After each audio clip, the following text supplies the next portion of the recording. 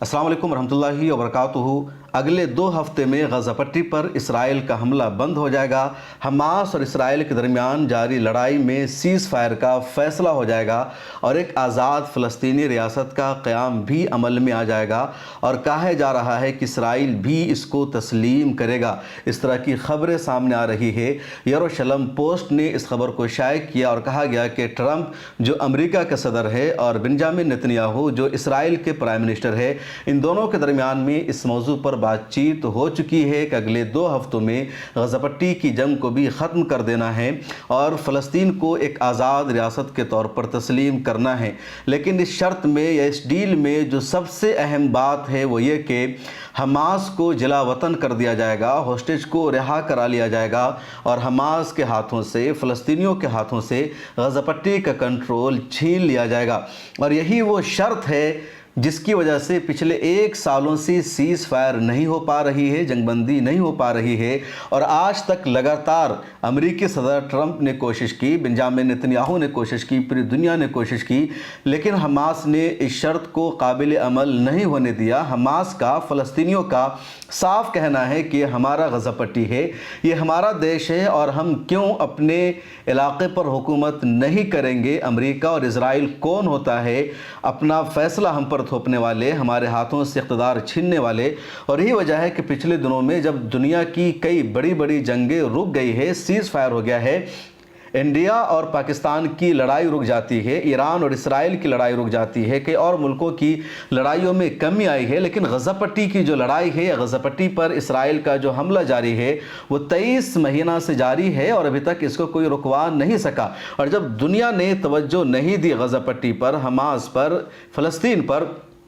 तो उन लोगों ने तने तनहा मुकाबला किया और रोज़ाना फ़लस्तीन से कुछ ना कुछ ऐसी ख़बरें आ जाती है कि ना चाहते हुए भी पूरी दुनिया की तवज्जो गज़ा पट्टी पर, इसराइल पर मरकूज़ हो जाती है और पूरी दुनिया इस बात को मान रही है कि इसराइल गज़ा पट्टी में जेनोसाइड कर रहा है, कत्ले आम कर रहा है और हमास के जो लड़ाके हैं लगातार फ़ाइट कर रहे हैं, जिद्दोजहद कर रहे हैं। कल मैंने बताया था कि हमास के लड़ाकों ने एक बख्तरबंद गाड़ी पर हमला किया और 7 इजरायली आर्मी की उसमें हलाकत हो जाती है। पिछले दिनों भी उन लोगों ने हमला करके इजरायली आर्मी को हलाक किया। आज भी गज़ा पट्टी से खबर सामने आई है कि हमास के लड़ाकों ने 2 इजरायली बख्तरबंद गाड़ी पर हमला किया और वो जो दोनों गाड़ी है तबाह हो गई है, लेकिन उसमें इजरायली आर्मी का कितना नुकसान हुआ उसकी डिटेल्स सामने नहीं आई है। लेकिन कुछ वीडियो ऐसी सोशल मीडिया पर शेयर की गई है जिसमें चीखने और चिल्लाने की आवाज़ें सामने आई है और ये पूरा वाक़या बता रहा है कि हमास के लड़ाकों की तरफ से रेजिस्टेंस लगातार जारी है, फाइट लगातार जारी है। और जो सबसे बड़ी बात हुई है कि 23 महीना हो जाने के बावजूद भी इसराइल की हुकूमत, उसकी इंटेलिजेंस, उसकी एजेंसी एक भी होस्टेज को अपने दम पर हमास के हाथों से नहीं आज़ाद करा सकी है। गज़ा पट्टी का पूरा इलाका इन लोगों ने खाली करा लिया। एक एक फैमिली को, एक एक शख्स को या गज़ा पट्टी के एक एक घर को 30 मरतबा दूसरी जगह शिफ्ट होने के लिए कहा गया, बार बार नकल मकानी कराई गई। तमाम इलाकों के लोगों ने चटियल मैदान में तब्दील कर दिया। इसके बावजूद ये लोग अपने दम पर एक भी होस्टेज को आज़ाद नहीं करा सके। तमाम हस्पतालों के लोगों ने तबाह कर दिया। अमेरिकी सदर डोनाल्ड ट्रंप ने कई मरतबा बेंजामिन नेतन्याहू से जंग बंदी की, सीज़ फायर की कोशिश की और हर मरतबा यही शर्त रखी गई कि हमास का कंट्रोल गज़ा पट्टी पर नहीं रहेगा और हमास ने शर्त को मानने से हमेशा इनकार किया। पिछले दिनों फतह ग्रुप के सदर महमूद अब्बास को सामने लाया गया और उन्होंने भी फ़लस्तीनियों से गद्दारी करते हुए कहा कि हमास का कंट्रोल गज़ा पट्टी पर नहीं रहना चाहिए। 7 अक्टूबर का हमला हमास का गलत था और हमास की वजह से गज़ा पट्टी में पूरी तबाही मची है। तो इजराइल और अमेरिका के दबाव में महमूद अब्बास को भी इस तरह का बयान देना पड़ा जिस बयान की पूरी दुनिया ने मुखालफत की, क्योंकि फ़लस्तीनियों के कौज़ के ख़िलाफ़ बयान था, गद्दारी थी। अरब यरूशलेम पोस्ट ने, रॉयटर्स ने और दूसरे इंटरनेशनल मीडिया हाउसेज ने या इसराइल के कुछ लोकल अखबारात ने जो खबर शाये की उसमें बताया गया कि ट्रंप और बेंजामिन नेतन्याहू ने आपस में बातचीत की है और बातचीत करके इन लोगों ने कहा कि अगले 2 हफ्तों में गज़ा पट्टी में भी जंग बंदी हो जाएगी, डील हो जाएगी और गज़ा पट्टी का जो कंट्रोल है हमास से छीन लिया जाएगा और गज़ा पट्टी पर ना तो اسرائیل کی حکومت ہوگی، نہ حماس کی حکومت ہوگی، نہ کسی فلسطینی گروپ کی غزہ پٹی پر حکومت ہوگی، بلکہ غزہ پٹی پر متحدہ عرب امارات کی حکومت ہوگی، مصر کی حکومت ہوگی اور دوسرے عرب ممالک کے ہاتھوں میں غزہ پٹی کا اقتدار سونپا جائے گا۔ یہ تمام ممالک مل کر غزہ پٹی کے نظام کو سنبھالیں گے۔ یہ بنجامن نتن یاہو نے اور ڈونلڈ ٹرمپ نے مل کر منصوبہ بنایا ہے اور پچھلے 1 سال سے منصوبہ بنایا جا رہا ہے، لیکن اس پر کام نہیں ہو سکا۔ اس کے بعد اس منصوبے کا جو اگلا پارٹ ہے وہ یہ کہ تمام ہوسٹیج کو ریلیز کرا لیا جائے گا اور حماس کے جتنے رہنما ہیں ان سب کو جلا وطن کر دیا جائے گا، ان کو غزہ پٹی میں نہیں رہنے دیا جائے گا۔ غزہ پٹی چھوڑنے پر حماس کے تمام رہنما کو، گروپ لیڈرز کو مجبور کیا جائے گا۔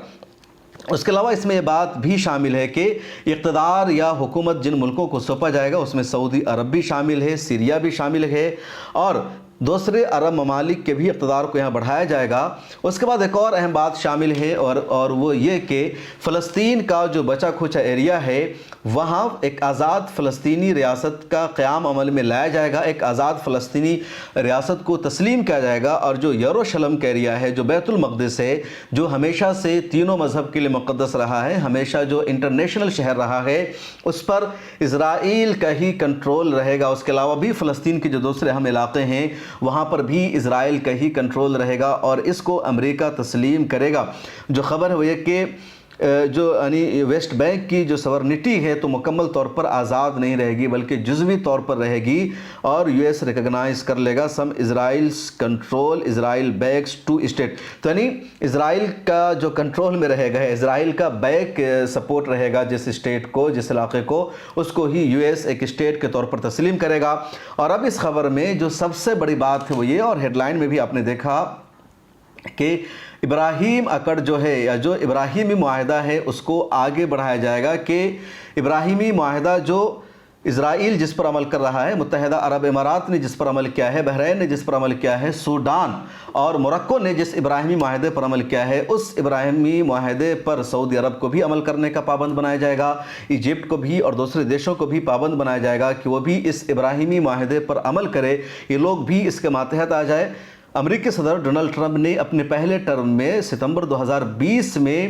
ابراہم اکٹ کو انٹروڈیوس کرایا تھا جس میں کہا گیا تھا کہ عیسائی ہوں، یہودی ہوں یا مسلمان ہوں، یہ سب حضرت ابراہیم علیہ السلام کی ہی اولاد ہیں، ان کی ہی ملت ہیں، اس لیے ابراہیمی ملت ہونے کے نام پر ان سب کو آپس میں ایک ہونا ہے، آپس کی لڑائی کو ختم کرنا ہے۔ جس طرح مذہب اسلام کے نام پر 57 مسلم دیشوں کی تنظیم بنی ہوئی ہے، OIC یا عرب لیگ بنا ہوا ہے، تو اسی طرح اب ان سب سے اوپر اٹھ کر ملت ابراہیم کے نام پر ابراہم اکڑ انہوں نے انٹروڈیوس کرایا تھا اور عرب دیشوں میں اس پر بات چیت بھی ہو رہی ہے۔ کچھ لوگ ابراہم ریلیجن کو ایک الگ مذہب بنا کر پیش کر رہے ہیں، اس پر بھی لکھا جا رہا ہے کہ ابراہیمی دین کیا ہے، کہ اسلام کو چھوڑا جائے، عیسائیت کو چھوڑا جائے، یہودیت کو چھوڑا جائے اور ایک دین ابراہیمی پر بات چیت کی جائے۔ تو اب ٹرمپ ابراہم اکٹ کو آگے بڑھانے کی کوشش کر رہے ہیں اور وہ یہ چاہتے ہیں کہ جب فلسطین کو ایک آزاد ریاست کے طور پر تسلیم کر لیا جائے گا، بھلے ہی اہم علاقہ اسرائیل کے کنٹرول میں ہوگا، تو سعودی عرب اور دوسرے ممالک کا بھی اسرائیل کے ساتھ سفارتی رشتہ بحال ہو جائے گا اور اگر ایسا ہوگا تو مڈل ایسٹ کے زیادہ تر ممالک پھر اسرائیل کے ساتھ ہو جائیں گے، ایران تنہا ہو جائے گا۔ اور جو فلسطین کو آزاد کرانے کی جد و جہد ہے، قبل اول کی آزادی کی جو لڑائی ہے، یہ لڑائی ایک طرح سے بہت پیچھے چلی جائے گی اور یہی وجہ ہے کہ جب 7 اکتوبر 2023 کا حملہ حماس نے اسرائیل پر کیا تھا، طوفان الاقصی آپریشن شروع کیا تھا حماس نے، تو اس کے پیچھے ایک بڑی وجہ یہ تھی کہ لگاتار خبریں سامنے آ رہی تھی کہ سعودی عرب کا اسرائیل کے ساتھ سفارتی رشتہ بحال ہونے والا ہے۔ سابق امریکی صدر جو بائیڈن اور ان کی پوری انتظامیہ پر امریکہ کی یہودی لابی کا یہی دباؤ تھا، ان کو یہی ذمہ داری سونپی گئی تھی کہ سعودی عرب کا اسرائیل کے ساتھ سفارتی رشتہ بحال ہو جائے اور جو بائیڈن صاحب نے لگاتار کوشش کی، لیکن ہمیشہ سعودی عرب کی انتظامیہ نے اور محمد بن سلمان نے یہی کہا کہ جب تک اسرائیل 1967 کی سرحد کے مطابق اندر نہیں جائے گا اور فلسطین کو ایک آزاد ریاست کے طور پر تسلیم نہیں کیا جائے گا، اسرائیل سعودی عرب کو تسلیم نہیں کرے گا۔ اور ان دنوں لگاتار یہ خبریں چل رہی تھی اور سعودی عرب اور اسرائیل کے درمیان ڈپلومیٹک ریلیشن شپ قائم ہو جانے کا مطلب یہ ہے کہ پھر فلسطین کی آزادی کی جو لڑائی ہے بہت پیچھے چلی جاتی، اسرائیل علاقے میں بہت مضبوط ہو جاتا، پھر دوسرے ممالک بھی اسرائیل کے خلاف جو ریزسٹنس گروپ ہے اس کو سپورٹ نہیں کر پاتے، اس لیے حماس نے حملہ کیا، اور یہ جو ریلیشن شپ قائم ہونے کا معاملہ تھا، جو ڈپلومیٹک ریلیشن بن رہا تھا، وہ پیچھے ہٹ گیا۔ اس کے بعد بھی جو بائیڈن نے لگاتار کوشش کی، لیکن سعودی عرب تیار نہیں ہوا، بلکہ ایک مرتبہ محمد بن سلمان نے تو امریکہ کے فورن سیکرٹری کو 5 گھنٹے انتظار کروا دیا، ریسیپشن پر بیٹھایا، اور پھر کل ہو کر کے ملاقات کی اور کہا گفتگو کی شروعات یہیں سے ہوگی کہ فلسطین کو کب ایک آزاد ریاست کا درجہ مل رہا ہے، فلسطین پر جو اسرائیل کا ایلیگل قبضہ ہے وہ قبضہ کب ختم ہوگا۔ تو کوششیں اور جد و جہد پہلے سے جاری تھی، اب اس طرح کی باتیں سامنے آئی ہے۔ اس کے علاوہ ایڈ کی تقسیم کے نام پر، امدادی سامان کی تقسیم کے نام پر لگاتار فلسطینیوں کا غزہ پٹی میں قتل ہو رہا ہے، اور جو فلسطینی ہیں وہ بے یار و مددگار ہو چکے ہیں، ان کے پاس امدادی کاؤنٹر پر جا کر امدادی سامان لینے کے علاوہ کوئی آپشن بھی نہیں بچا ہے۔ آپ فلسطینیوں کے لیے، غزہ پٹی کے لیے دعا کیجئے۔ پوری دنیا کوشش کر رہی ہے کہ جنگ بندی ہو جائے اور غزہ پٹی پر بھی اسرائیل کا حملہ بند ہو جائے اور پوری دنیا میں شانتی آئے، کیونکہ پچھلے 23 مہینہ سے غزہ پٹی پر لگاتار حملہ جاری ہے اور غزہ پٹی قبرستان میں تبدیل ہو چکا ہے۔